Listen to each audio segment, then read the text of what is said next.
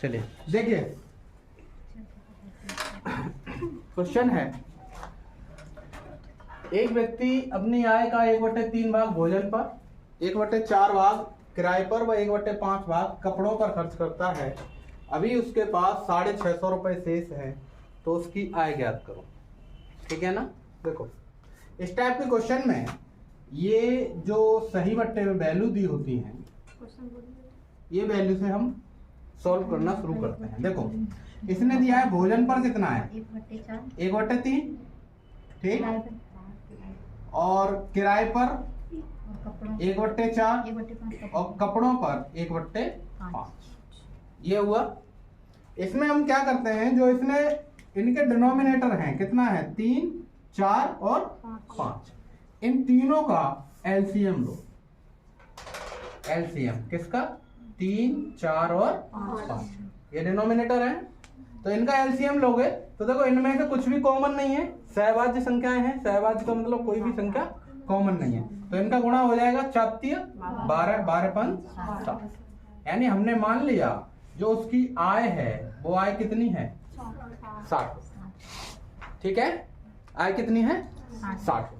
अब देखो भोजन पर अगर देखें तो 1/3 है, 60 का अगर 1/3 करें तो 3 से 20 बार कटेगा, कितना आया भोजन पे 20 रुपए। ठीक, दूसरा देखो रेंट पर है, तो रेंट पर कितना है 1/4, और 60 का 1/4 करें तो 60 गुणा 1/4, 4 से क्या बार कट जाएगा 15 बार, ये रेंट पे आ गया। तीसरा क्या है क्लोथ्स यानी कपड़ों पर, कपड़ों पर कितना है 1/5, 60 का अगर 1/5 करोगे तो कितना बार।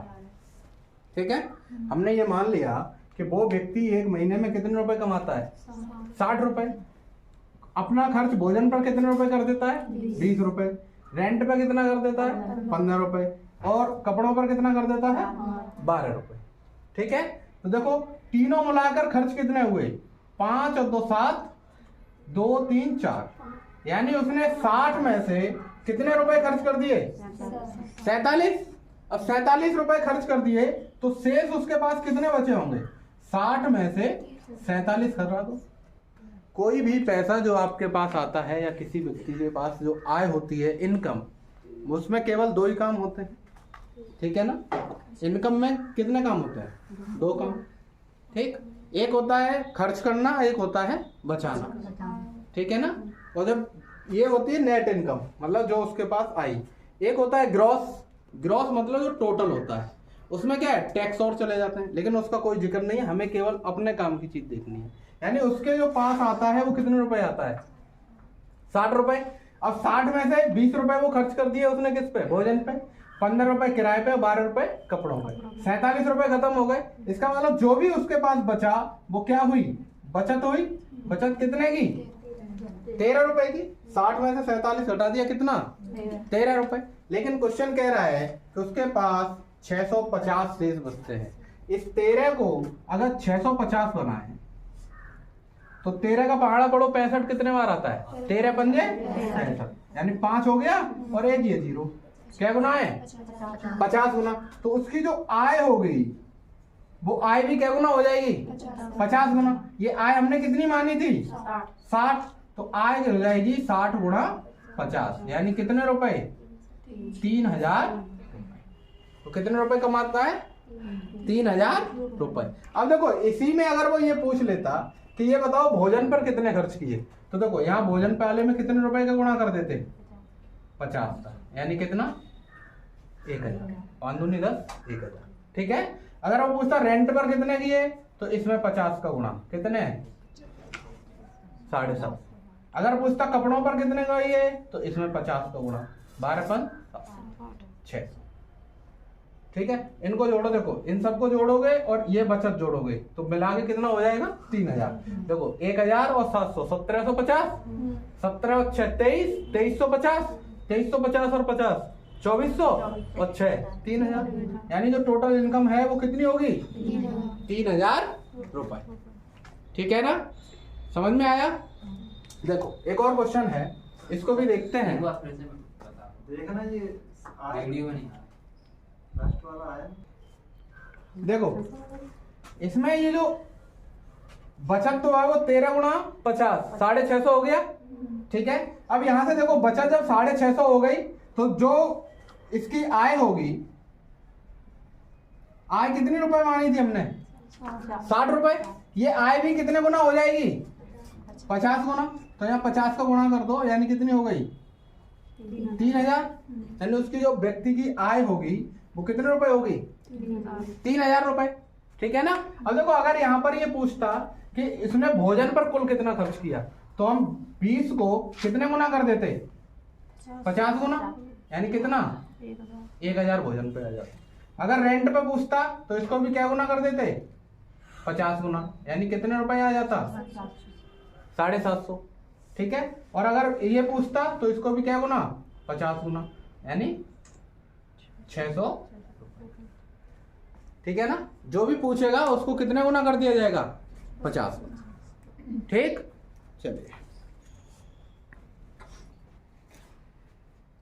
देखिए, ये कह रहा है एक व्यक्ति अपनी संपत्ति का 1/4 भाग अपनी पुत्री को, 1/2 भाग अपने पुत्रों में बांट दिया, बस शेष का 1/5 भाग दान दे दिया। तो बताओ कि उसने अपनी कुल संपत्ति का कौन सा भाग दान दिया?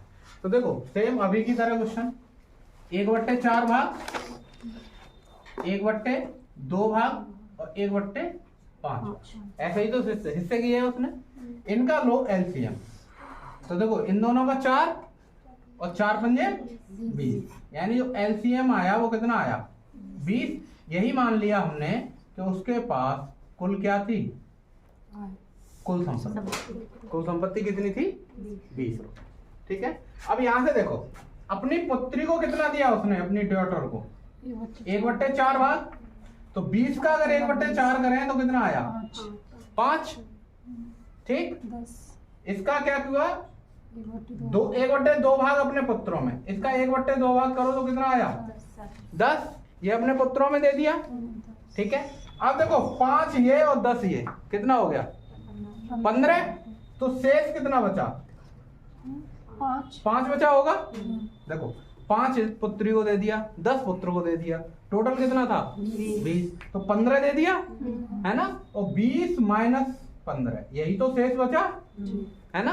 अब देखो उसने जो दान दिया है वो क्या किया है? शेष का 1/5, यही तो दिया है। शेष का 1/5 दिया है। तो देखो निकालो, शेष है 5 और इसका 1/5 कितना हो जाएगा? 1 रुपए दान दिया उसने। अब ये हमसे कह रहा है कि ये बताओ कि उसने अपनी कुल संपत्ति का कौन सा भाग दान दिया। तो देखो कुल संपत्ति कितनी है? 20 और दान कितना दिया है 20 में से? 1 रुपया। ठीक, तो कौन संपत्ति का कौन सा भाग दान दिया? 1/20। ये भाग उसने क्या कर दिया? बस आंसर। ठीक है ना, कुल संपत्ति का कौन सा भाग दान कर दिया? 1/20 भाग। ठीक है, समझ में आया? चलो देखो एक और क्वेश्चन देखो। 85 मीटर की एक छड़ को 2 भागों में विभाजित किया। पहला छड़ दूसरे का 2/3 भाग है, तो बड़े भाग की लंबाई क्या होगी? ये है ना। देखो अगर हम ये मान लें कि जो पहला भाग है वो x है, पहला भाग क्या है? x। तो दूसरा भाग क्या हो जाएगा?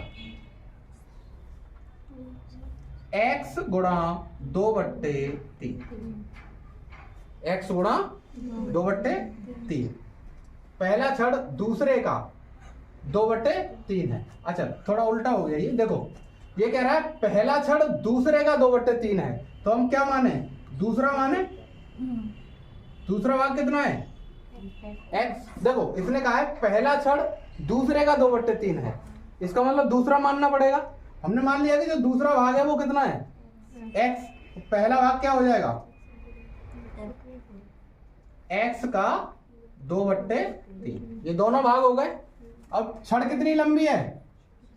85 मीटर। अगर दोनों भागों को जोड़ दिया जाए तो 85 मीटर का बनेगा। एक लकड़ी है कोई, उसको आप तोड़ दो, उसके बाद उसको एडजस्ट करो। धोखे में टूट जाती है ना कभी कभी कोई चीज, है ना, और फिर उसको एडजस्ट करते एडजस्ट करने के बाद वैसे ही मिला के टेप लगा देते हैं या फिर गम लगा देते हैं। होता है ना ऐसा है? नोट फट जाए तो उसको एडजस्ट करके गम लगाते हैं। ऐसे ही समझ लो कि अगर इन दोनों भागों को मैं जोड़ दूं कि x प्लस एक्स का 2/3, तो ये कितने के बराबर आएगा? 85 मीटर के। ठीक है, इनको जोड़ दो, 3 एलसीएम यहाँ माना जाएगा 1 का भाग 3 में देंगे, 3 बार गया तो 3 गुणा x, 3x प्लस 2x बराबर 85। 3 और 2 5x/3 बराबर 85। ये इधर जाएगा, ये इधर जाएगा, है ना? तो ये हो जाएगा हमारा 85 गुणा 3/5 बराबर x। ये आ जाएगा। ठीक है, देखो ये 5 नीचे जाएगा और 3 का इसमें गुणा हो जाएगा, तो 85 गुणा 3/5, 5 से इसे काट दो, 5 एकन 5, 3 5 सत्ते 35, यानी जो x की वैल्यू आई वो 17 गुणा 3 बराबर 51 मीटर। ये आया। दूसरा भाग अगर देखें तो दूसरा भाग क्या हो जाएगा? 51 का 2/3, 3 से काटो 17 और 17 दूनी 34। दूसरा भाग ये हो गया। हमसे पूछा है बड़ा भाग क्या होगा, तो बड़ा भाग कितने मीटर का होगा? 51। यही क्या हो जाएगा आंसर। ठीक है, बड़ा भाग कितना आ जाएगा? 51 मीटर। बस कुछ नहीं करना।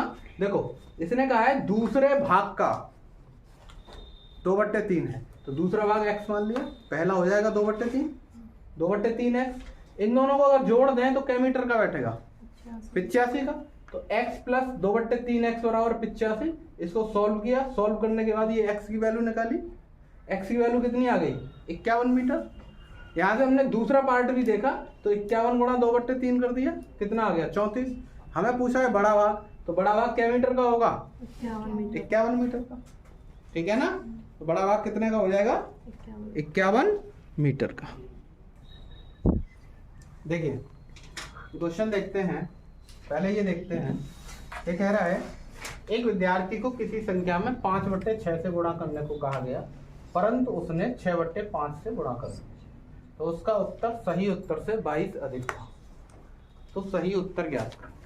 ठीक है, कभी कभी होता है गलती कि दिमाग में ऐसी चीजें बैठ जाती हैं कि हम गलती कराते हैं जानबूझ के, होता है ना।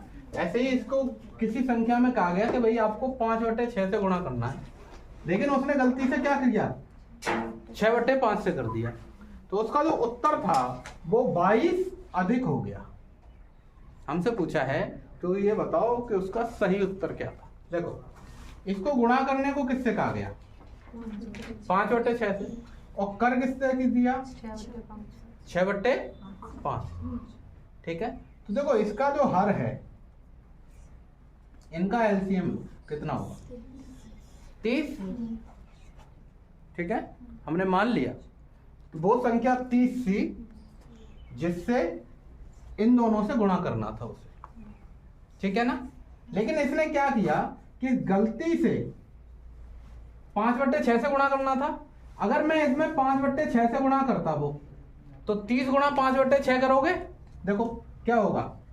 30 गुणा 5/6, 6 पंजे 30, 25 25 आंसर आएगा। ठीक, लेकिन गलती से गुणा किसने से कर दिया? 6/5 से। अब 30 में 6/5 से अगर करोगे तो 5 6 30, 6 6 36, आंसर कितना आएगा? 36। देखो कितने का अंतर पड़ गया? 11 का। 11 का अंतर पड़ गया, 11 बढ़ गया ना। लेकिन क्वेश्चन कह रहा है 11 नहीं बढ़ा, कितना बढ़ा? 22। 22 अधिक हो गया। कितने गुना है ये? 2 गुना। तो ये संख्या भी क्या गुना हो जाएगी? 2। यानी अगर ये पूछता कि वो मूल संख्या क्या थी जिससे गुणा करने को कहा गया, तो कितनी आती? 7। ठीक है, लेकिन हमसे कह रहा है कि सही उत्तर बताओ। तो देखो सही उत्तर ये था ना, ये भी क्या गुना हो जाएगा? 2 गुना। यानी अगर सही उत्तर पूछेगा तो क्या आ जाएगा? सही उत्तर बराबर 25 है, और 25 का 2 गुना कितना? 50। यानी सही उत्तर क्या आ जाएगा? 50। इसको कितना गुना कर दें? 2 गुना करेंगे तो कितना आ जाएगा? 50। ठीक है ना। देखो ये संख्या 60 हुई, है ना। और 60 का आप कितना करें 5/6, तो 6 से कितने बार 10 बार, और 10 पन्ना 50, यानी जो सही उत्तर है वो कितना आ जाएगा 50। ठीक है ना। अगर इस टाइप का कोई क्वेश्चन हो तो x मानने की कोई जरूरत नहीं, बस ये देखो कि 5/6 से गुणा करने को कहा गया और कितने से कर दिया 6/5 से। अगर इनके दोनों हर जो हैं 6 और 5, इनका एलसीएम कितना आएगा 30। हमने मान लिया कि जिस संख्या से हमें गुणा करने को कहा गया है वो संख्या कितनी है 30 है ना। अगर 30 में 5/6 का गुणा करते तो आंसर कितना आता 25, लेकिन गलती से 6/5 का किया तो आंसर कितना आया 36। कितना बढ़ गया 11, 25, 36, 36 माइनस 25 कर दो 11 ही तो बढ़ गया। ये कह रहा है 11 नहीं बढ़ा, कितना बढ़ा है 22। क्या गुना 2 गुना, तो ये संख्या भी 2 गुना हो जाएगी। लेकिन इससे हमें कोई मतलब है नहीं, ये तो मैंने निकाल के दिखा दी है। उसने पूछा है सही उत्तर, तो सही उत्तर ये था ना पहले, जब ये 2 गुना हुआ तो ये भी क्या गुना 2 गुना, कितना हो गया 50। ये भी 2 गुना होगा, अगर गलत उत्तर पूछेगा तो 36 दूनी 72। देखो 50 और 72 में अंतर कितने का आएगा 22। ठीक है, समझ में आया। एक और देखो ऐसा ही क्वेश्चन, देखो थोड़ा सा ध्यान देना। इसने कहा एक विद्यार्थी को किसी संख्या में 3/2 से गुणा करने को कहा गया। 3/2 से क्या करना था गुणा, लेकिन इसने 3/2 से भाग दे दिया। लेकिन इसने क्या दे दिया भाग। अब आप देखो समझने वाली चीज ये है, जैसे मान लो कि संख्या कोई x थी, अब इसमें गुणा करना है 3/2 से, तो ये तो 3/2 आएगा। ठीक, लेकिन इसने क्या किया कि भाग दे दिया 3/2 से। इसका मतलब ये 2 ऊपर पहुंच जाएगा, तो क्या हो जाएगा x 2/3, यानी गुणा कितने से कर दिया धोखे से 2/3 से। समझ में आया। देखो अगर किसी संख्या में भाग देना है, किसी संख्या में किसी का भाग देना है, तो उसको 1/2 में करके क्या कर देते हैं गुणा। ठीक है, जैसे देखो, जैसे इसने कहा कि x में मतलब 15 में 5 का भाग दो, ऐसे लिखोगे 15 में 5 का भाग दो, या फिर इसको ये बोलो कि 15 में 1/5 का क्या कर दो गुणा। 5 का भाग देना था तो इसका हमने क्या कर दिया पलट दिया, तो 1/5 हो जाएगा 5 का, उसका क्या कर दिया गुणा। ठीक है ना, समझ में आया। अगर भाग की बात करेगा तो जिस संख्या से भाग देना होगा उसको पलट के क्या कर देंगे गुणा। पलटने का मतलब है अंश को हर बना देंगे और हर को अंश बना देंगे। ठीक है, तो देखो किससे गुणा हो जाएगा इसमें 2/3। समझ में आया। ऐसे देखो x का 3/2 होगा, ये 2 ऊपर चला जाएगा, यानी x गुणा 2/3, ये 2/3 ले लिया। ठीक, अब देखो 2 और 3 इनका एलसीएम कितना आ गया 6 आ गया। ठीक, इनका एलसीएम कितना आया ये 2 और 3 कितना आया 6। इसने कहा कि जब भाग दिया तो परिणाम 10 कम आया। अब देखो यहां पे 3/2 से गुणा करो, 3/2 से गुणा करें, 2 3 6 3 3 9 आ गया है ना। अब इसमें 6 में 2/3 से गुणा करो, तो 3 दूनी 6, 2 दूनी 4 आया। ठीक है, कितना आया 4। अरे देखो 6 में 3/2 से भाग दोगे तो 2 ऊपर जाएगा, तो 6 गुणा 2/3 आ जाएगा, और 3 दूनी 2 दूनी 4। ठीक है, समझ में आया। अब यहां से देखो कितने का अंतर आया, ये कितना कम हो गया 5 कम हो गया, लेकिन क्वेश्चन कह रहा है उसका उत्तर 10 कम हो गया। ये 5 ना हो गया, कितना है 10, क्या गुना 2। तो हमें संख्या पूछी है ना, और संख्या हमने कितनी मानी थी 6, तो ये भी क्या गुना हो जाएगी 2, यानी जो संख्या होगी वो कितनी आ जाएगी। ठीक, अगर वो पूछता हमसे कि सही उत्तर क्या होगा तो ये 2 गुना हो जाता, 9 दूनी 18। अगर ये पूछता गलत उत्तर क्या होगा तो ये 2 गुना, 4 दूनी 8। ठीक है, समझ में आया। चलिए देखिए क्वेश्चन है 45 मिनट एक दिन का कौन सा भाग होगा। एक दिन में कितने घंटे होते हैं 24 घंटे। अगर यहाँ मिनट निकालें तो 24 गुणा 60 मिनट ये हो जाएगा। ठीक है ना, क्योंकि एक घंटे में कितने मिनट होते हैं 60 मिनट। हमसे पूछ रहा है कि ये जो 45 मिनट है ये एक दिन का कौन सा भाग होगा। तो दिन है हमारा 24 गुणा 60 और कौन सा 45, यही तो करना है। 45 मिनट इसका कौन सा भाग होगा, ठीक है। 15 से काट दो, 15 3 45, 15 चौक 3 से ये 8 बार, 3 8 24। तो देखो ऊपर कितना बचा 1 और नीचे 8 चौक 32, यानी जो 45 मिनट है ये एक दिन का कौन सा भाग है, 1/32। 45 मिनट एक दिन का कौन सा भाग है, 1/32। बस हमें एक दिन को किस में बदलना है, मिनट, ठीक है ना। अगर यहाँ पे सेकंड दिया होता तो फिर इसमें 60 का गुणा और हो जाता, क्योंकि देखो एक दिन में कितने घंटे 24, ठीक, और 24 घंटे में एक घंटे में कितने मिनट 60, और सेकंड होता तो 60 मिनट का और गुणा हो जाता, क्योंकि एक मिनट में कितनी मिनट कितनी सेकंड 60, ठीक है। देखो एक और क्वेश्चन देखो, कह रहा है एक खिलाड़ी 5 चक्कर की एक दौड़ में एक सही 1/4 चक्कर लगा पाता है, अभी उसकी पूरी दौड़ का कौन सा भाग शेष है। तो देखो 5 चक्कर थे, 5 चक्कर में से उसने लगा कितने लिए, एक सही 1/4, ठीक है। देखो इसको आप ऐसे लिख सकते हो कि 4 एकम 4 और 1 5, 5/4 इतना लगा लिया। तो देखो जो शेष दौड़ बची वो दौड़ बची कितनी, 5 - 5/4 इतनी बची, 4 पंजे 20, 20 में से 5 गए 15/4 चक्कर, यही तो बचे। इसने कहा है कि उसको उसकी जो पूरी दौड़ है उसका कौन सा भाग बचा है। तो देखो पूरी दौड़ कितने चक्कर है, 5 चक्कर है ना पूरी दौड़, और बचा कितना है 15/4, यही बचा है। देखो इसके बट्टे में 1 लगा देंगे, ये 1 यहाँ जाएगा और ये यहाँ आएगा, यानी क्या हो जाएगा 15/4 गुणा 5, 5 से काट दो कै बार 3 बार, तो कितना चक्कर आ गया 3/4, यानी उसको पूरी दौड़ का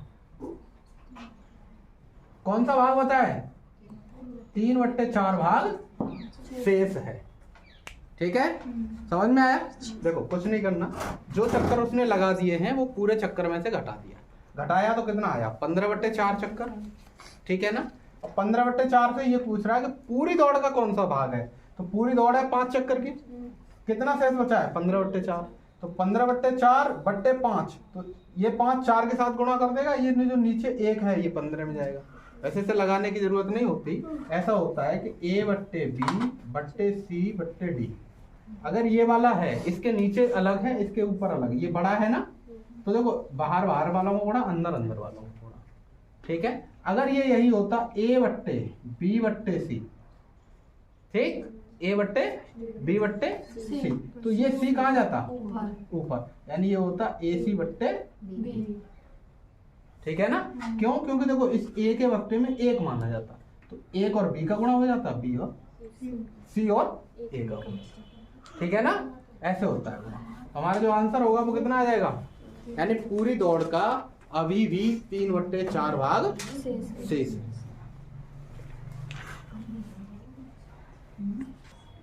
देखिए क्वेश्चन है 1/20, 1/30, 1/42, 1/56, 1/72, 1/90, 1/110, 1/132। देखो इसके ऐसे फैक्टर करो, है ना, क्रमागत हो जाए, 1 का अंतर हो जाए, 2 का अंतर हो जाए, जो भी हो जाए, ठीक है। तो देखो इसको आप लिख सकते हो 1/4 गुणा 5, 5 चौक 20, इसको 1/5 गुणा 6, इसको 1/6 गुणा 7, 1/7 गुणा 8, 1/8 गुणा 9, 1/9 गुणा 10, 1/10 गुणा 11 प्लस 1/11 गुणा 12, 11 गुणा 12 132।